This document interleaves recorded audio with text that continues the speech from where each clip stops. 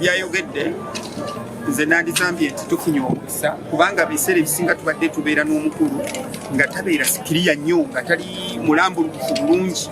naye okuva eggulo n'olwaleero abadde atulambula era kati ogwotunde nnyo atuwa ensonga ntono nnyo ekisooka ng'omubaka wa Parliamentary oba omukulembeze atugambye ebintu by'okola bisiima lwaki mbonaabona noonye ssente zange ngwene ku maggwa kubanga njagala genda kola nga te ssente ziri mu ki olwedde ziri gavumenti ezituwadde ziri mu kyalo kati nze tumwebaza nti yatuwewuddeko luli mbadde nina okunoonya akakadde nkawa omwana agire kakatadde kaliwo kaŋŋende kuba olutalo omwana oyo afuna akaki akakadde ngeze wange nakitandika dda era abaana luli bampa simanyi n'amatooke nga banneebaza kati kaŋŋende ngamba omuvubuka wange kiyaye wange abadde eri mu kubonaabona nti akakadde kaakano kajjeewo tugende tukole ekyo kimuzi ensonga ey'okubiri bwebanga tufunye omukisa nti batongedde kasente ng'ate nze mmanyi nti obuzibu kati ennaku zino tubadde n'obuzibu ensigo z'emmwanyi biki tusobate kakadde kaffe tukole ensonga ey'okusatu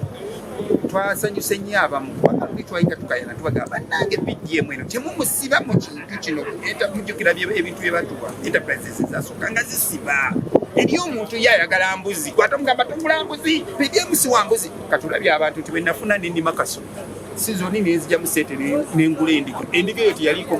mu BDM waliwo omulago yatulaga esoroti obeeyo ye yateekawo seko era eyo tubuuza bane mbadde simiti ne sekoko zikola sente nti aye muzeeyi bali bazikozesa kwegamba abantu baffe tubalekere okusinzira omuntu gyali nekikyategeera olyoka omutwala empolampola ayingire mu gwe kyoyagala akole ki ategeere kubanga abantu baffe tutabakole bwetyo tujja bakozesa ebintu olusi batakola ki kakati ewaffe eyo waliwo abantu bomuweete obanga mubyemiko naye ate bwemugamba lima emmwanyi ate oyo oba mukoze eki omuzize so kuleka abantu bakole naye bwe tuba tukola ng'abakulembeze tufube nnyo okulondoola omutono n'omuyambako mu ebyo ebikola ki olabe nti atuukiriza kino ekigendererwa akawale bannanga bugagga webuliwa senga omuntu ateekamu amaanyi ate munnakyendabye myaka eki oba osinga omuntu agenda Dubai okunoonya emitwalo 8 kati okusala kaatanaata so ekyo ekintu kyakirabye nga kirungi era ndowooza nze wange bwe mmala bino ebyorientation ebigenda okutawanya nga nzirayo era mmwe abantu bange ab'Nakaseke temunguuzanga biki byenkola mu Parliament kubanga Parliament eno ngirabamu ebizibu bibiri ez'okuddawo okuleekaana ennyo kanzije tuleekaane nga tugaggawala kuba gweoyagala ssente nange zinange kinjagala bw'obeera omugagga nange mbamponye nabagamba 3 mulina okumpa ssente ezinoonya akalulu nno nze naziteekamu kati mulina okumpa ssente nange mutya kansiga ensigo nammwe musasule so for me that is the most important thing ekirala President bw'atugambye alina abantu kaleese bano abakulembeze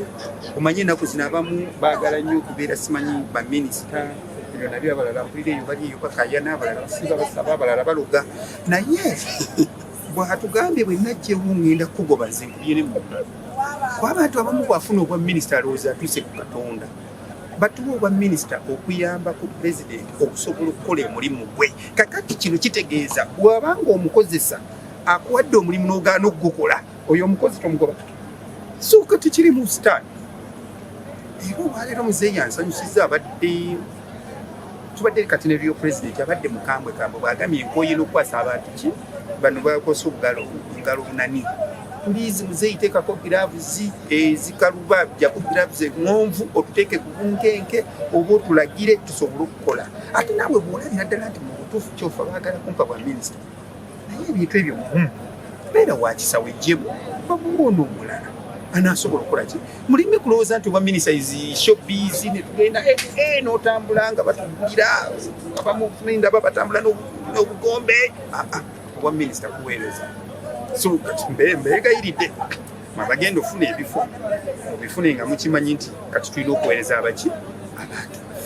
naye nga twebaza nnyo mwebalire ddala bannaffe mulwebale tusabira n'ababaka mbeebaza balonzi sipiika oyo gwe tulowooza nti sipiika yajja tutwala muki mu maaso ekyokubiri obwa sipiika buno bwonna ensenga yonna ebadde bannangeemu kukomyawo kitiibwa kya Parliament abantu babadde batukubye nga batusinza ekifaananyi ekibi mbuffe tusinga okulya enguzi ze muzitye siryanga ku nguzi yamuntu kakati katufune ku sipiika nasobola okukuuma ekitiibwa kya Parliament n'ababaka ba Parliament bafune nga butuufu bw'ayita mu kubagamba oyo mubaka waki wa Parliament ne sipiika ate kusaba Kati tunyigiriza nnyo tapu n'ozigalira nnyo abasajja tulina okugulayo ku busuuti obupya anti omulaba tulina okwambalako obulungi n'akagatta akalungi naye nga bwetugayaza abakya abantu tebajjawo bantu kubagamba nti baleme okukola trade order abantu bano baali bifo ebitali bituufu meaning esente zaabwe zisigala bazirina naye let them go into the gazetted places market entuufu bwe ziri webakolera instead of okubeera mu kkubo okubeera mu bifo nga ate baziyiza bali abalala bali mabega bo tebakola nabo babeere mu bifo ebyo byennyini everybody will go there era kyemmanyi essaawa zino kuba bwe kyatandise abantu gye bali mu kukola era ndowooza abantu kati bamaze okumanyira abantu bali suppose kubeera ku luguudo like in other countries tugezemu nga ziorganize we are just looking for okubeera ne organized place so esente zaabwe zebafunye pdm bagende mu gazetted places entuufu babeere nga bakolerayo emirimu era abantu bagendagendayo babakoleko ebintu byabwe abakozesa pdm yenyini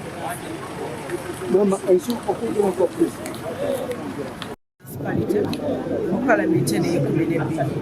olwaleero tulonze sipiika wadde nzawangudde sigwe mpadde akalulu kange nakawaddeko naleba omweru Pawulo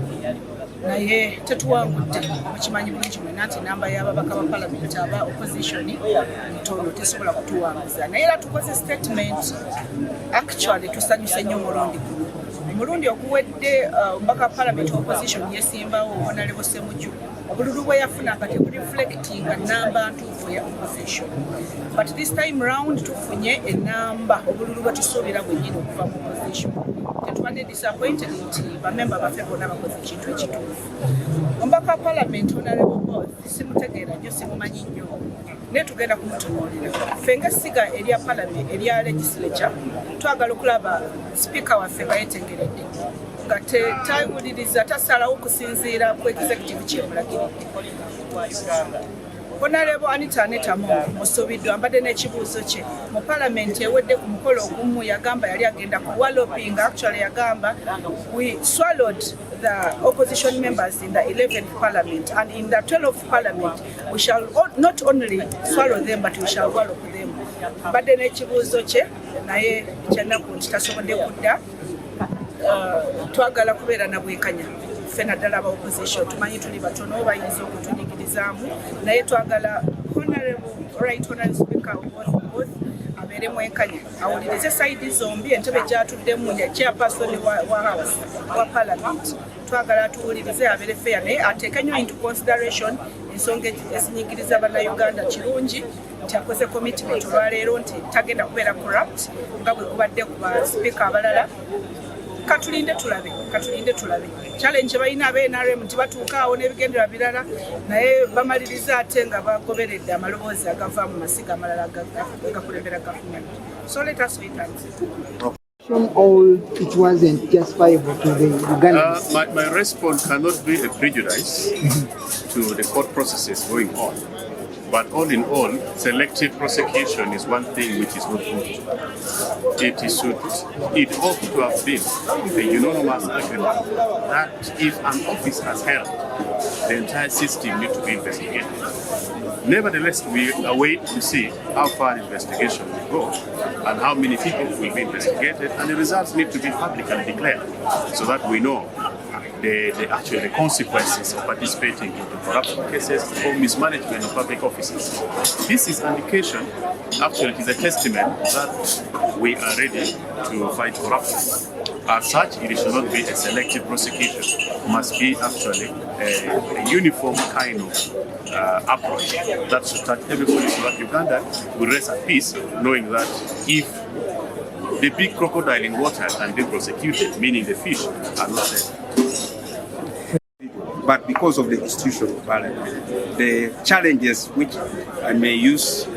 forgive me for using the word errot, but out there that's what people say, Parliament is rotten. The President also came out and said, I used to hear that there is corruption in Parliament, but now I have evidence. That means that statement was out there and the President and the MPs of the 11th Parliament knew, but nothing was being done. I give my thanks and support to Honorable Norbert Bao for standing out although we lost the final election, I appreciate him for having worked hard to expose the challenges that MPs were getting. And I pray that the new leadership that we're installing today will learn a lesson from the previous parliament and allow debates to be free and fair, because that is the spirit with which the Parliament of Uganda was constituted. That we must have an opposition who would act as checks and balance. Just like in a vehicle, you need a brake. Driving a car without a brake, trust me, you are heading for disaster. And we saw it. So we are crying, a lot has been lost. You saw the utterance of some of the MPs. They were almost shedding tears. How they could not do their work because of no budget. And yet every year taxpayers are spending huge sum of money to facilitate the activities of Parliament, to perform their work of oversight, representation, budget, and all the others. So my take home is that, yes, it has happened. We have new leaders. Our prayer to them is to learn from their predecessors, because Ugandans are watching. That is my take home. On my side, I will also take it that my voters are watching. Am I going to be the endorser of corruption in Parliament? That means that we must keep government in check